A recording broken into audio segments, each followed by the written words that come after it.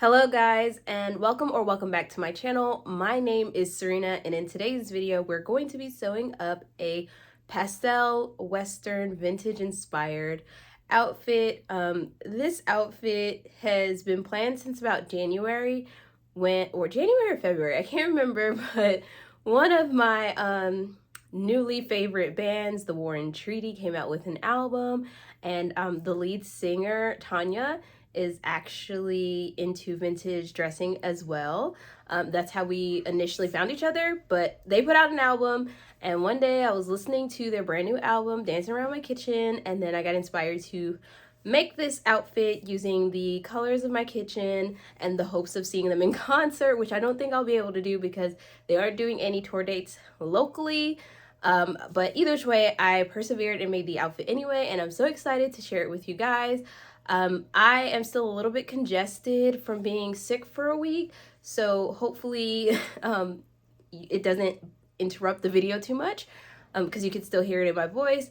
But I'm so excited to share this project with you. I hope you guys enjoy it. Don't forget to like and subscribe, as well as follow me over on Instagram at SewRena_. You can also support me further on Ko-fi by leaving me a virtual tip, or you could become a bobbin over on Patreon for exclusive content and that little bit of extra support. So without further ado, let's get into the materials and the pattern. For today's pattern, I'm going to be using Gertie's Jane Set pattern. This is a pattern that requires a stable knit fabric, something that stretches but not too much. I have made this in a completely non-stretch cotton version, and you will have to make slight adjustments, like go up a singular size to make it work for you. But this is the first time that I'll be making it with a knit fabric. Also, it will be the first time that I am making this in the Western style, so I'm really excited for this because I've been wanting to make this outfit for a very long time. I just never printed out the fabric, so today is the day. We will be using RIT dye for this project. I used synthetic dye because I'm going to be using a polyester fringe, and I got it in white so that way I could turn it to the color I want. And then for the main fabric, I'm going with the tropical teal because I felt like it was the color that would best match the color of my cabinets to dye the white fabric. So I will be doing this on my stove. I prefer to dye big yardage of fabric in a top loading washing machine, but I no longer have one of these, so I'll be doing it in a pot for the very first time. The last color to be represented in my kitchen will be the pink, so I'm using this scrap pink poly cotton gingham to represent the pink, and I'll only be using this for a little bit of the details, so I don't need very much. I'll also be making a small little belt too. I feel like Western outfits are really over the top with details, so I'm using this faux leather to add even more details, and I want to make a applique, and I will be dyeing this with the yellow daffodil dye as well, so it matches the fringe. And usually this is made in a suede material, but I couldn't find anything white or light enough for me to dye, so I went with this faux leather instead. Now to show you what I did with the faux leather, what I took was the neckline band, and I sketched out, first I drew in the seam allowance to make sure where the applique would land, and then I made a rough sketch of what I wanted the applique to look like, and then I traced it over onto some, like I made a template, and then I cut it out onto my faux leather. So yeah, I just wanted to show you that. There's no rhyme or reason for this. I just traced it out the best that I could. I am not the most talented when it comes to sketching or tracing, but I tried my best, and I feel like you'll see that in the end I got what I was looking for, hopefully. So now let's get into the process.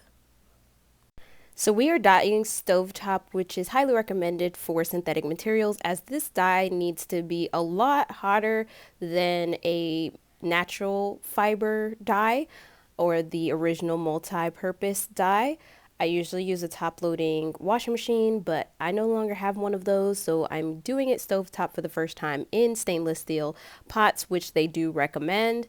I got my pots. I actually got 2 of these off of Facebook Marketplace for $10. So check your local marketplace for super large pots. That was actually the small one that I featured in this video. I transferred my paper template onto felt because it was easier to put onto the faux leather, the back of the faux leather, and it sat there without moving so much. So that was really helpful.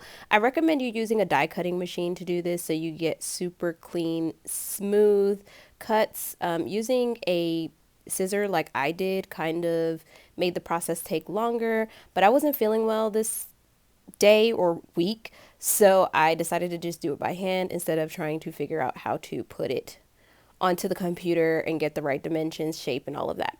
So now I'm using some tearaway interfacing to top stitch the applique to the neckline band. The presser foot sticks to the faux leather, so using the tearaway interfacing, it really helps the presser foot guide over the top. That being said, you are kind of sewing blindly, so I am using my sense of touch to navigate around the applique. And to be perfectly honest, when I was doing this, I wasn't sure if the stitches were going to be straight or if they were going to look wonky, but I guess my skills and my feelings surrounding sewing on my sewing machine has been honed because I was able to do this and it came out almost perfectly.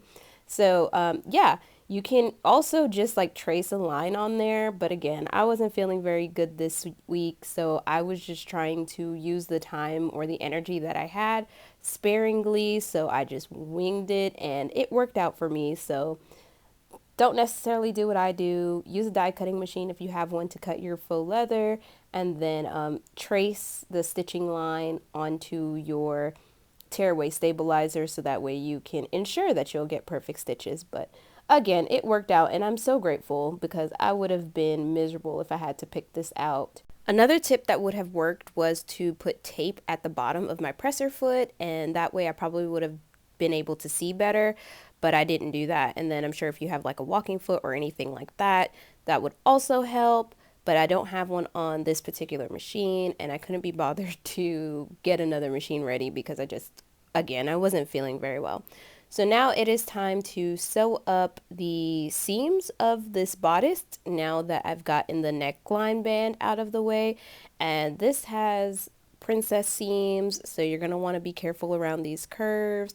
And because this fabric is stretch, I kind of like eased it as I went, so I didn't have to clip anything. But if you don't have stretch fabric, then you can clip the curves to make this a lot easier. This Jane set has been a project I've wanted to do for years, but finding and sourcing the right material that I wanted to make it out of has been a little bit difficult. I got this material, which I'm not even sure what the name of it is. It has stretch, but the only strange thing about this material is that it stretches with the grain and not against the grain. So you have to be very careful. So here I am. This part is kind of important. Usually you would sandwich the trim in between the facing of the neckline band, but in this case, I wanted it to be as flat as possible, so I knew there needed to be some extra top stitching onto that faux leather. So instead, I decided to just top stitch it onto the trim, and there I'm using some of the tearaway stabilizer to help guide the presser foot over the material like we did previously. The only difference is this line needs to be a lot straighter than the one where I was following the shape of the applique. So I was really nervous about this, but you'll see in the next clip that it actually is pretty straight. And again, you could always put tape under your presser foot to avoid all of this. Okay, everything's pinned right now. I still have to pick out some more of that stabilizer, but it looks so good. I'm so happy with how it's turned out so far. I'm thinking about using some of the scrap to add some blue piping on the border because I think it would make it more dynamic. Plus I have like some scrap piping left over, so I figured why not use up everything. I'm definitely going to add a pink belt because I feel like how could I not? I'm probably going to have to order a daisy belt buckle that won't make it into the final edit of this video just because it won't get here in time. But I'm really excited for this project so far. I'm probably going to finish up the bodice today and then print out the pattern for the pants. So that was only the first 4 pieces of the bodice. Now I'm doing the side back and the back, center back, and this is an unlined piece. It has a bra inside of it, so the back is finished with some elastic, and so I think I have a clip showing that in here, but yeah, usually you would just put the whole bodice together first, but this you have to do a little bit separately. So now I'm preparing some foam cups for the bra because I don't really have a bust and I didn't want to reduce the bust in this pattern because I actually like the projection that it has. It makes everything look more dynamic instead of just being flat against my chest.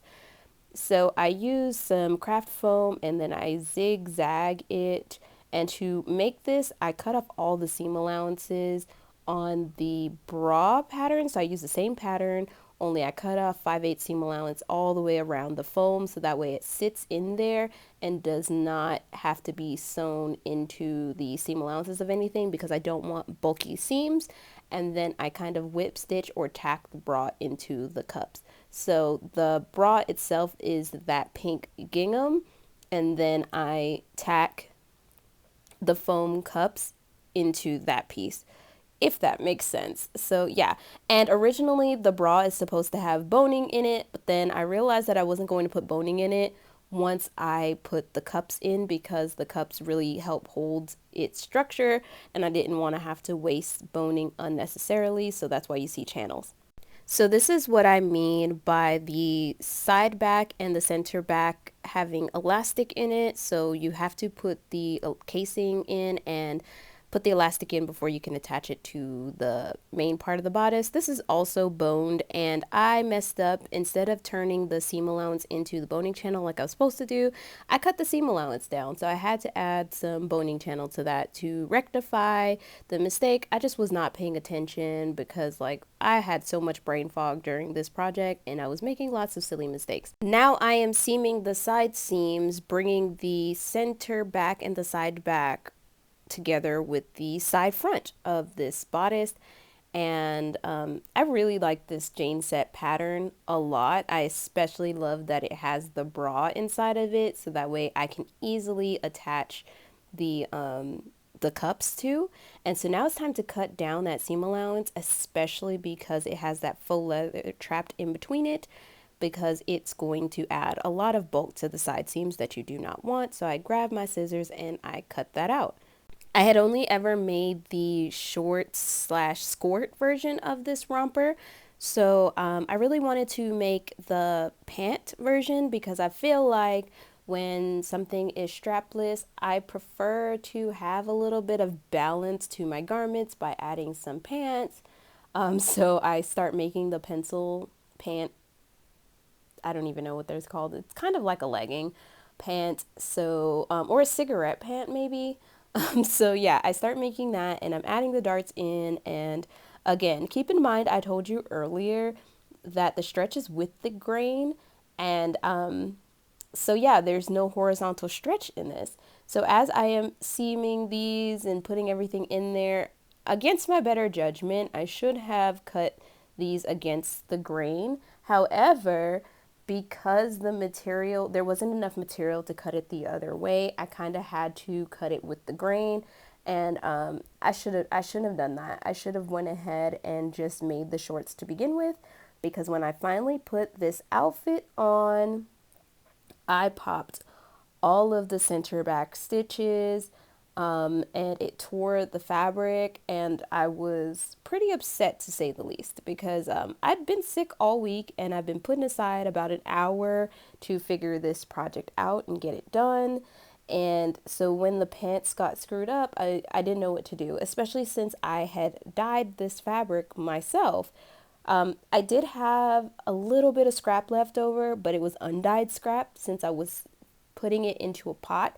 I only dyed enough to make this outfit so that way it could still float freely in the pot. So now I was forced to have to dye the leftover fabric, And I knew I wasn't going to get an exact match on this new dye job, but it was either that or throw it away. And I really was leaning towards throwing the project away. However, I was so in love with the bodice that I just decided to press forward. So I did end up using the scrap, dyeing that little bit, and then cutting it against the grain so that way I could get horizontal stretch. So yeah, that's what I ended up doing and turning it into shorts.